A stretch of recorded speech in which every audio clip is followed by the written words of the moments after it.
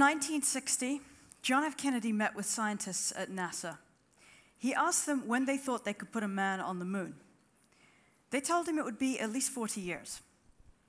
Shortly after that meeting, he went to Rice University and he gave a now famous speech in which he said, "We choose to go to the moon.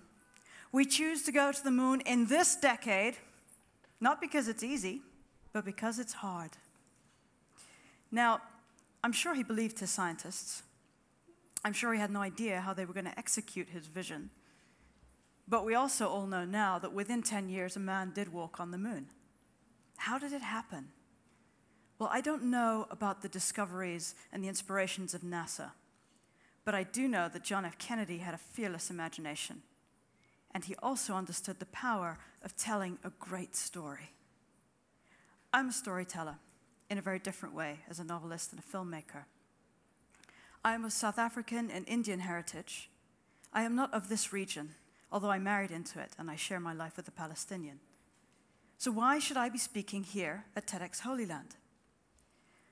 Well, because what I want to explore with you today as a storyteller is that stories are by their nature transcendent. They may detail a particular world. They may detail a certain family dynamic or a specific moment in history, but they share a universality, a wish to reveal a truth about our common humanity. And that is why it doesn't matter if I'm a Palestinian writer or an Israeli writer or a British writer. What matters is the story itself. Our minds have almost no limits. If thoughts are energy, as everybody from New Age gurus to quantum physicists now tell us, our minds may be amongst the most powerful forces in the universe, able to take us to new heights of creativity, but also creation. But there are two elements which are needed to give our thoughts this exceptional power, to make them able to change the world and to break boundaries. And these two elements are feeling and imagination.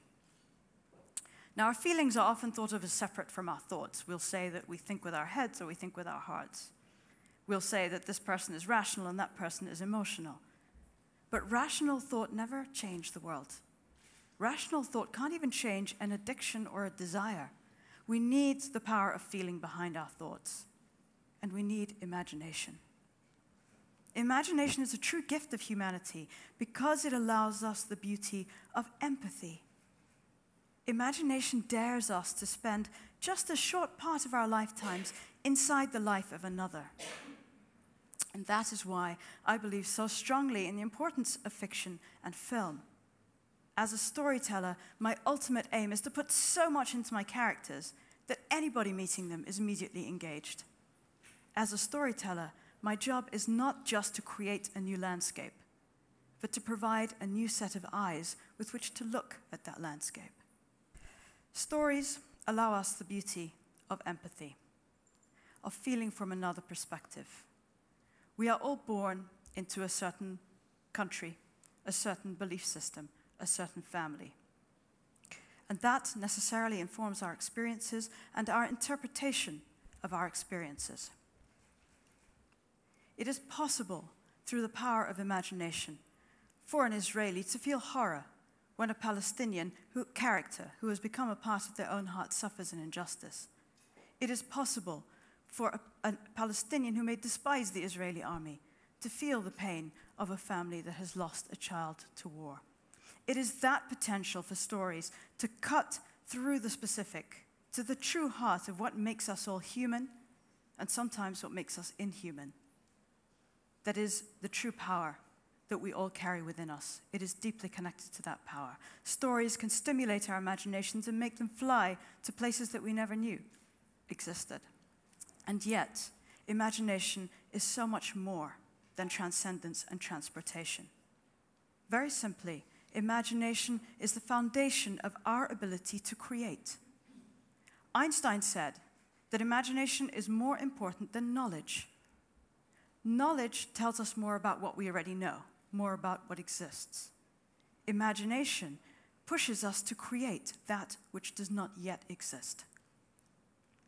Henry Ford said that if I had asked people what they wanted, they would have told me a faster horse.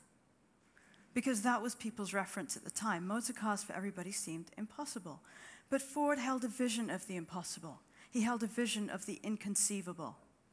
And he was also a great example of the power of planning, but not planning from here, from where we are now, from the present, planning from the future, of holding an ideal, however unrealistic, and working backwards from it. If I say the name Martin Luther King, the great visionary of the American civil rights movement, something very particular is evoked for most of us. We might not remember the details of everything Martin Luther King did, but we do remember that he had a dream. I have a dream that my 4 little children will one day live in a nation where they are not judged by the color of their skin, but by the content of their characters. I have a dream today. Dr. King did not live in that nation. His children were judged by the color of their skin. But he held in his imagination a vision of a nation where equality and justice existed for everybody. And within decades of that speech, America elected its first African-American president. So, if we say that peace between warring nations is impossible, perhaps it is because we are starting from here, from now, from where we have just been. What if we start from over there? What if we use the finest and most noble parts of these great creative minds of ours to envision a future that is dignified for both parties and work backwards from there? Dr. King did that. Gandhi did it. Nelson Mandela did it. So if we say that a lasting peace can't happen, if we say that dignity and equality for all women in every nation is impossible, well, we can say it's difficult. We can say we have no idea how to get there. We can say that the way is filled with insurmountable obstacles. But if we can imagine it with enough intensity of feeling, then nobody can tell us that it cannot happen. Thank you.